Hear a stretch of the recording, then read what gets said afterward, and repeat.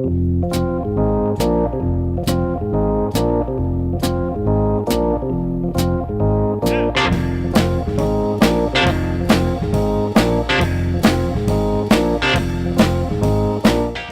to the Two Blokes Chatting radio show on 94.7 The Pulse. Music, interviews, news and, well, Two Blokes Chatting. Now, here are the two blokes. How are you, chaps? We're Doing good, but confused. Easter and happy Easter to all of your listeners. Both of them, thank you. It's very kind. I bet you're glad yesterday's finished, Anita, and now we can get rid of that fish and get beef back in the diet. Oh, no. Look, I had prawns and I can eat prawns every day of the week. And of course, the prawns come from our seafood industry. But just to bring everybody right on the same page as where I am, which I'm permanently on, we are part of the Australian Horizons Foundation, which is a wonderful soul-to-the-earth foundation based up in far north Queensland in a little town called Georgetown. Now, the story is absolutely gorgeous. I'm going to just give you the brief version of this, but cast your mind back to the late 90s when we had that terrible drought, which all of Australia is still in drought. Even the irony of a lot of communities are being in flood areas as we speak. They pulled their community together around about 2009 when they had the drought, and then they had the floods, Cyclone Yasi, the bushfires, and then of course the live cattle export ban decimated the agribusiness sectors right across the board and their service providers and, pardon the pun, the stakeholders. Ah, very good. Then our consumers who like their beef, they were impacted as well. So I was invited to become a board member of the Australian Horizons Foundation some 6 years ago, and I did that with great pleasure and a great bunch of people to work with. But while I was a board member, I put forward an idea that I had for a long time, and that was to support our rural communities in a very different way. And so I proposed BEEFitUP Australia. BEEFitUP Australia is a project now of the foundation. I'm no longer a board member because I can't do everything. And our focus is to provide social and economic support to rural communities and also do the miles to bring the smiles. And how do we do that? Well, we have 5 ambassadors. We have a comedian ambassador, Flemo, from Melbourne, very, very well-seasoned comedian and musician. We have Huck Richards from Sunbury. He's a very seasoned singer-songwriter. We have Timothy May, who's been on your program in the past. He's our mental health ambassador. He knows mental health firsthand, and he shares his story, and he's got that connection with people. We've also got Jason Singh from Taxi Ride. He comes out with us occasionally. And then we also have Tones from Tones Trucking Stories. So he understands rural and trucking very, very well. And of course that fits in with our mantra that we support our small towns, our truckies, our pubs, our small businesses and our farmers, because as we all know, well, some of your listeners may not, but if the farmers are doing well, the small communities that they're in, which is their home, are doing well, and that of course then sees the whole economy doing well. However, when we have situations out of our control that impacts on our farmers, that's when we start seeing the ripple effects. So part of BEEFitUP Australia is a project called Let's Get Rural, which really kicked off during COVID because we saw the need of being that conduit between the consumers in the city to telling the stories of the country, of the rural communities. And everyone's got a connection to a small town in some way, whether it be a family member or a friend. And we just need to basically stop the divide between city and country and pay homage to our rural communities. So that's what we're all about. We don't get any government funding The only way that we raise money at the foundation is through raffles. Now, you know, a lot of people, they are a little bit hesitant in giving to a charity, given the recent bushfire and flood appeals to the larger organisations. But I can guarantee you that particularly in the case of, I'll give you one example, we have livestock aid happening at the moment. And livestock aid is helping out in the casino, Lismore areas. And so 100% of what we raise from our current raffle goes to where it's got to go on the ground. So the difference between a charity and a foundation is a charity runs their programs, and so of course they gobble up all the costs, so the dollar doesn't end up where it's got to go.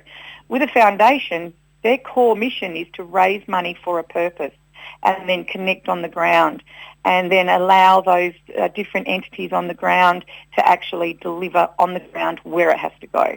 Yeah, Anita, that's a very good point, and I've certainly changed the way I use my charitable funds for that exact same reason, and I implore everybody that is thinking about things, just make sure you do your own investigation. But I like that summary of where to go, and being from the rural sector myself, I'm really taken by what you said. What's interesting about this too, Anita, and we've had a lot of conversations with connections on this show with our regional roundup about the importance of the function of small towns, small communities, and they were lost a bit. The agricultural industry changed massively, and the requirement for employment in it has changed over the journey as little farms got gobbled up into bigger ones, and a lot of people left those areas. But now I imagine the rural industry is again looking for quality workers. So the opportunity to go out and have a real change in life from a boring city life to go back out into rural communities, into small country towns,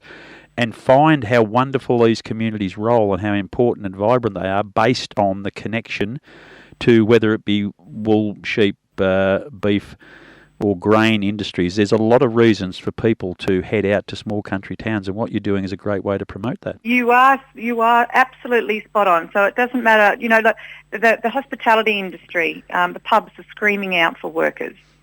The farms, they're the same. It doesn't matter if you're a hairdresser or a mechanic or anything. I've been a huge supporter of rural communities. I grew up in a small community of 300 people in South Australia, and I actually bought the bakery that I left school to work in when I was 19, and that's really entrenched into me the importance of community and the importance of being able to be part of a large extended family, really. Yeah. Yep. Our agribusiness sector has changed. You know, the riding off the sheep's back for the nation, that has changed. But I am seeing right across the country where we go, and we do thousands of kilometres every year.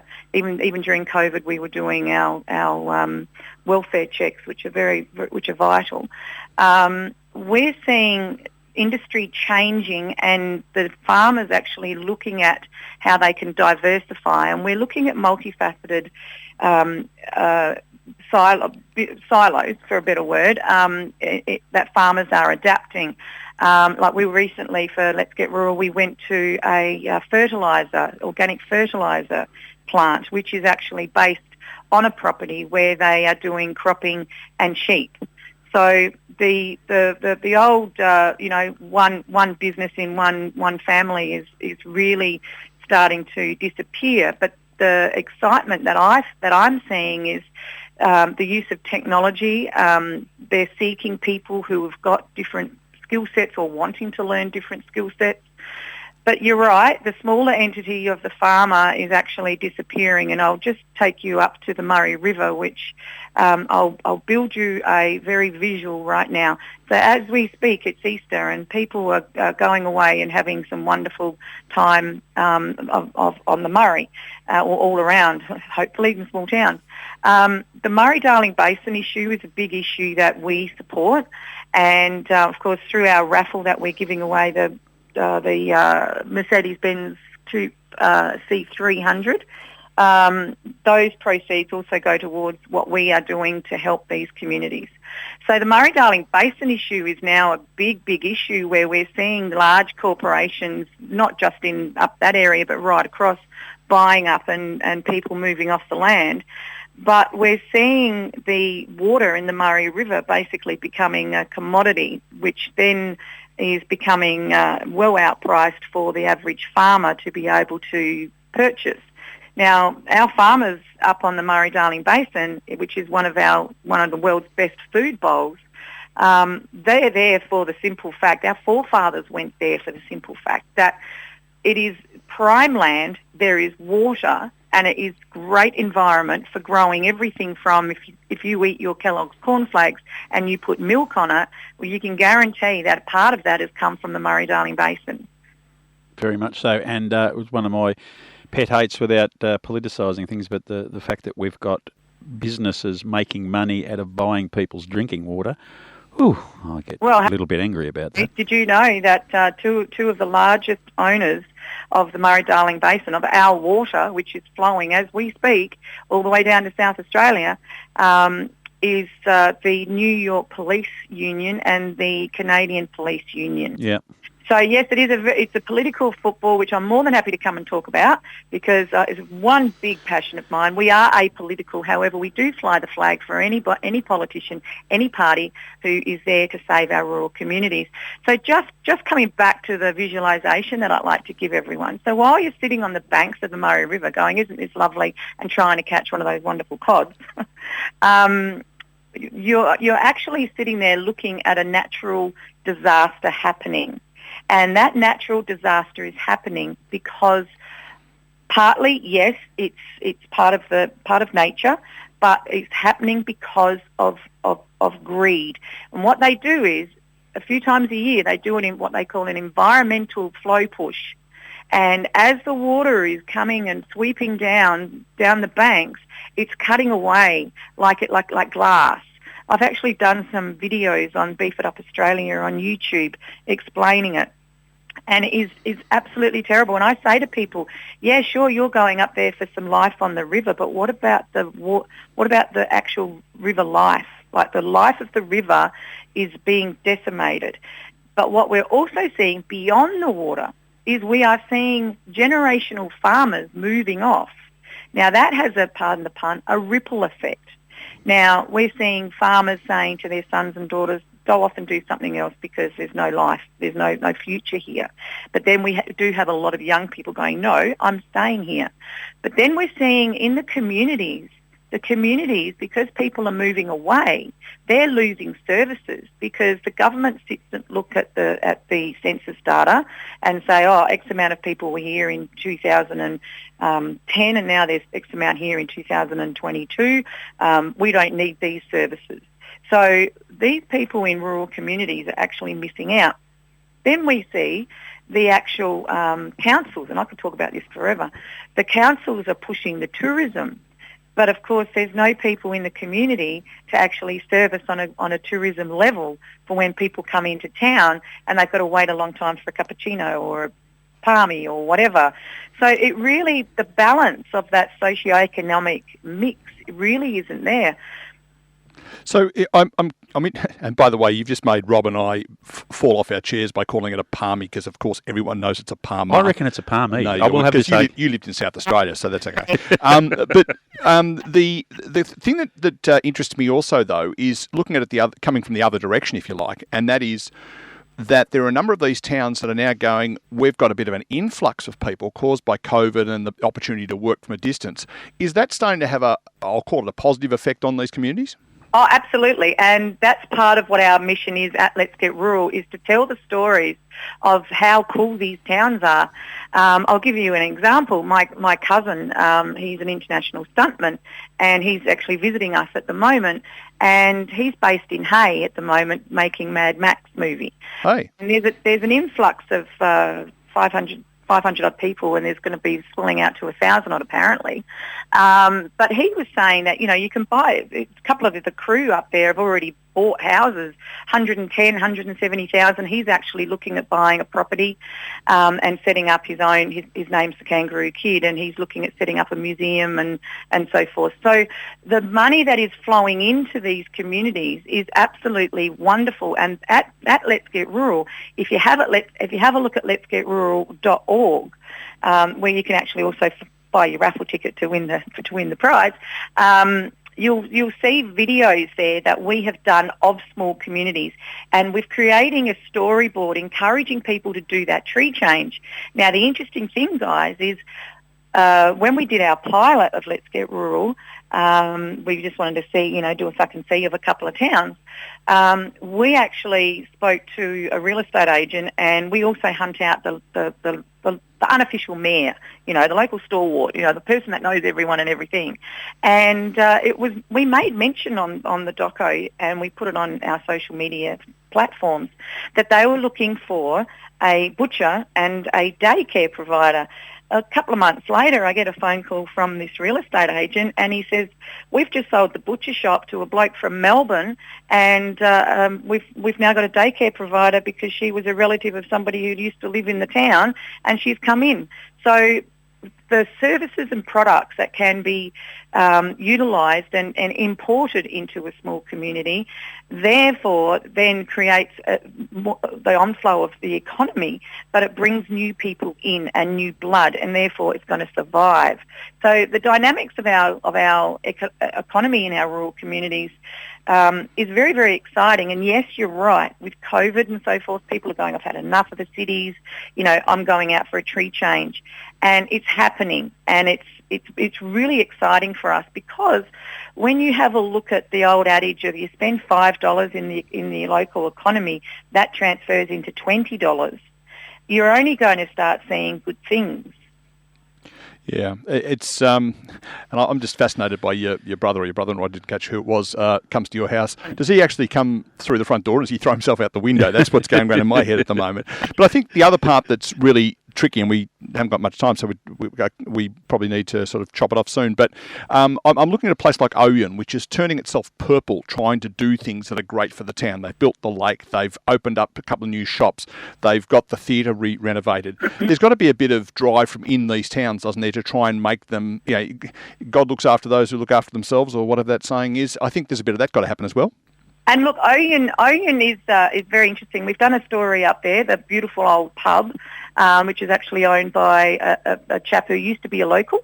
And we're seeing this more and more, that, yes, they are doing things. And, of course, we've got the beautiful silo art trails up in the Mallee, and, a lot of the other communities right across the country are always looking at ways to actually bring more people in. But I just want to say, whilst we can talk about the communities growing, we've still got the farmers out there, and we've still got the agribusiness sector, which is, going through, which every generation does, the environmental impacts. But the one big thing, and I know that we're on a time limit, so I'm going to give it another push. The one big thing is the mental health of a rural community, whether they be on the land or providing a product or service or just living in a small country town, is where our focus is.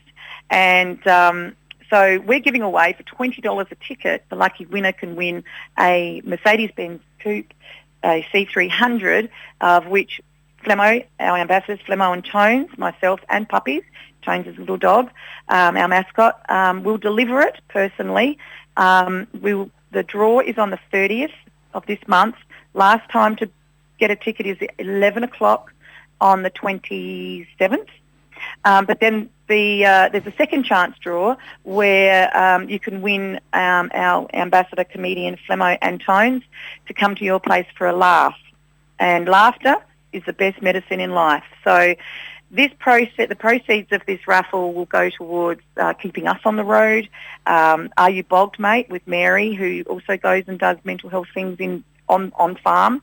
Virtual psychologist, which is absolutely wonderful, and also definitely going towards helping the people on the ground in the flood areas, which, I could tell you some horror stories there, but it's just a wonderful organisation, and I'm so glad that I was invited to be part of 6 years ago plus.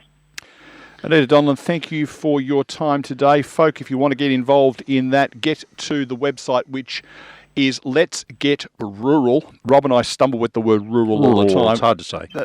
The police officers are using it in country towns now. They say, what sort of area is this? And if you can say rural without slurring your words, you're okay to drive generally. letsgetrural.org. No .au on the end of it. Letsgetrural.org. Of course, you can also look up Beef It Up Australia on Google as well for more information. And social media. Please come and join us, because we do videos on the road. We do lives. We're all about fun. We are very serious, but we're all about fun.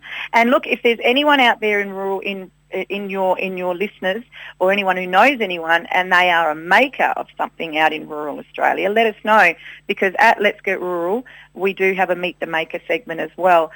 Just another plug for the raffle, letsgetrural.org/livestock aid, and we are helping Brendan and the crew look after all those amazing people that are surviving. Thanks, Anita. We'll talk again. Anita, I'll talk to you soon. I've got another little outlet. We'll chat again. Beautiful. Thanks, guys. All the best. Anita Donlon there from letsgetrural.org.